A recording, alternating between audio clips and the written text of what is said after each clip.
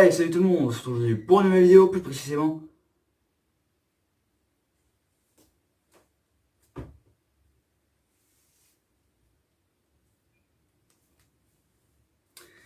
C'est bien aussi comme ça. Du coup aujourd'hui les amis, on se retrouve pour l'épisode 10 de Préhistorique World, hein, et j'ai vraiment décidé de laisser un petit peu de côté les carnivores pour nous consacrer à nos gentils herbivores. Enfin, gentils, mais un peu dangereux quand même. La dernière fois les amis, on était plongé au cœur du Pléistocène pour aller chercher nos Glyptodons et Doedicurus, aka les temps du Pléistocène. Aujourd'hui les amis, on retourne à la bonne vieille époque des dinosaures pour aller chercher l'un des plus badass que j'ai sobrement nommé Panzer Crétacé Ankylosaurus. C'est parti.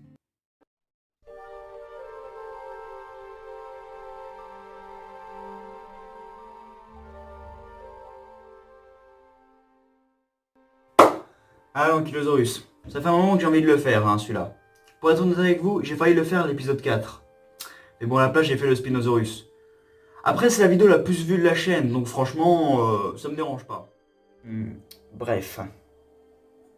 Du coup aujourd'hui les amis nous parlons bien de l'Ankylosaurus, hein, parce que les ankylosaures c'est une famille complète. Et cette famille on la prénomme les Ankylosauridae, dont les plus connus sont sans doute l'Oplocephalus, pas de jeu de mots s'il vous plaît, l'Edmontonia ainsi que notre cher Ankylosaure. Mais bon, il serait temps de revenir à nos dinos. L'Ankylosaurus est donc un dinosaure herbivore ayant vécu à la période du Crétacé supérieur, soit entre 70 et 65 millions d'années. Plus précisément à l'étage du Maastrichtien. Voilà, j'ai enfin réussi à le dire. Pour essayer de simplifier un petit peu, disons que c'est juste avant que les dinosaures ne disparaissent. Du coup, vous l'aurez compris, hein, il fait partie de ces milliers de dinosaures comme le tyrannosaure ou le triceratops qui ont connu la fin de leur âge avec l'arrivée de la météorite, tout ça. Je vous envoie même à la première vidéo, c'est cadeau. Avec ces 2 tonnes, l'Ankylosaurus pouvait mesurer jusqu'à 6 mètres de long pour 1,70 m de haut. Donc autant au niveau des Doedicurus, on avait là des bonnes grosses caisses, là on a carrément une camionnette. Et maintenant, parlons enfin de son énorme carapace qui était très solide, ça lui faisait comme de la pierre, et ça lui recouvrait même la tête. Et d'après les ossements que nous avons trouvés, il y aurait comme des sortes de pics sur sa carapace, sur les côtés et même sur le dessus. Mais bon, comme je le dis à chaque épisode, la nature n'est pas parfaite, du coup, il y a un hic. Parce que du coup, là, le problème avec l'Ankylosaurus, c'est que autant il a cette énorme carapace sur le dos, autant il a rien sur le ventre. Donc du coup, si celui-ci était sur le dos, retourné je ne sais comment, en fait son ventre serait super exposé à son assaillant. Du coup, il se ferait bouffer. Mais bon, notre Ankylosaurus a plus d'une corde à son arc. Autant l'Ankylosaurus avait cette énorme carapace, mais il avait aussi cette énorme massue au bout de la queue, qui lui était d'ailleurs très utile.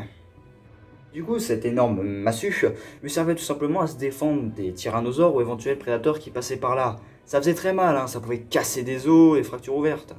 Et puis il n'y a qu'à voir ma vidéo sur l'Argentinosaurus pour voir que en fait, à l'époque, hein, quand tu avais un os brisé ou une fracture ouverte, tu mourais quoi. À l'époque, il n'y avait pas de médecine. Donc du coup, la plaie s'infecte et tu crevais. Ah mais je vous dis, le Mésozoïque, c'était pas tendre. Hein.